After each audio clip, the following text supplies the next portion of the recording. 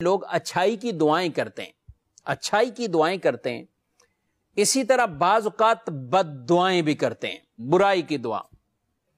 کہ کچھ ایسے بدبخت تھے کہ جنہوں نے رسول اللہ صلی اللہ علیہ وسلم سے کہا کہ اگر یہی آپ ہی حق لے کر آئیں، سب کچھ یہی ہے، تو پھر ہم پر آسمان سے پتھر برس جائے.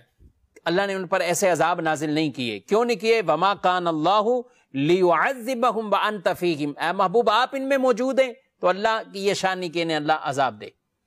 تو یہ کافروں کو بھی یہ فائدہ رسول اللہ صلی اللہ علیہ وسلم کی وجہ سے ملا کہ ان پر کوئی ایسا یک بارگی عذاب نہیں آیا، کوئی ایسی کیفیت یہ والا معاملہ نہیں ہوا.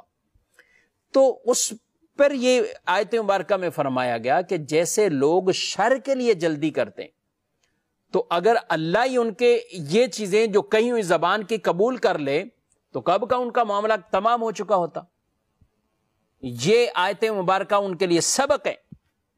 جو لوگ بد دعائیں کرتے ہیں اپنے آپ کو، اپنے بچوں کو، اپنی سواریوں کو، اپنے ہر جو بھی چیز تھوڑی سی ڈسٹرب نظر آئی بد دعا کرتے ہیں، گالیاں بکتے ہیں اور بد دعائیں بھی کرتے ہیں.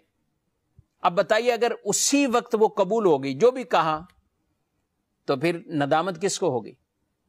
بعض اوقات آدمی اولاد کے لیے والد کہہ رہے ہوتے ہیں بیڑا غرق ہو جائے، تباہ ہو جائے، ہلاک ہو جائے. گاڑی کے لیے گاڑی کو الٹا سیدھا بولیں گے، سواریوں کو الٹا سیدھا بولیں گے. رسول اللہ صلی اللہ علیہ وسلم ایک مرتبہ جا رہے ہیں، قافلہ ساتھ ہے، تو ایک شخص وہ سوار ہوا اونٹ پر، تو اونٹ نے کچھ سرکشی کی، مطلب کچھ ایسا چلا کہ بعضوں کا سواری نہیں چاہتی کہ اس کے اوپر کوئی سوار ہو، تو اس نے لعنت کی سواری پر، تم پر لعنت ہو. تو رسول اللہ صلی اللہ علیہ وسلم نے فرمایا لعنت کرنے والا کون ہے؟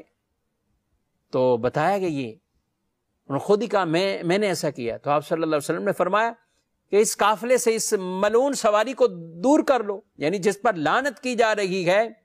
اب یہی موقع اور وقت اگر قبولیت کا ہو تو کہا ہمارے قافلے سے اس سواری کو دور کرو. اور یہ بات کی تعلیم ارشاد فرمائے گی کہ نہ تم اپنے آپ کو بد دعا دو، نہ اپنی اولاد کو بد دعا دو، اور نہ ہی اپنے اموال کو بد دعا دو، کہ کہیں ایسا نہ ہو کہ وہ گھڑی قبولیت والی ہو اور پھر تمہیں ندامت ہو.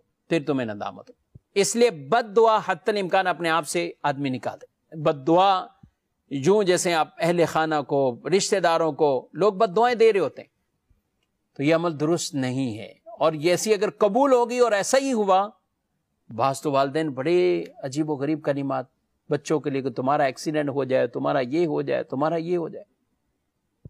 ٹھیک ہے، ہم اس اولاد کو بھی کہیں گے کہ اپنے ماں باپ کے ساتھ ایسا سلوک نہ کرو کہ تمہارے ماں باپ تمہیں اس قدر بد دعائیں دینے پر وہ اتر آئیں. پھر بھی ماں باپ سے کہا جائے گا کہ آپ ایسا نہ کیجیے، ان کو بد دعائیں نہ دیں.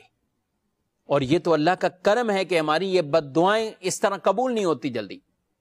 اور وہ آیت مبارکہ میں یہی ارشاد فرمایا کہ اگر اللہ لوگوں پر برائی ایسی جلد بھیجتا جیسی وہ بھلائی کی جلدی کرتے ہیں تو ان کا وعدہ پورا ہو جاتا. ان کا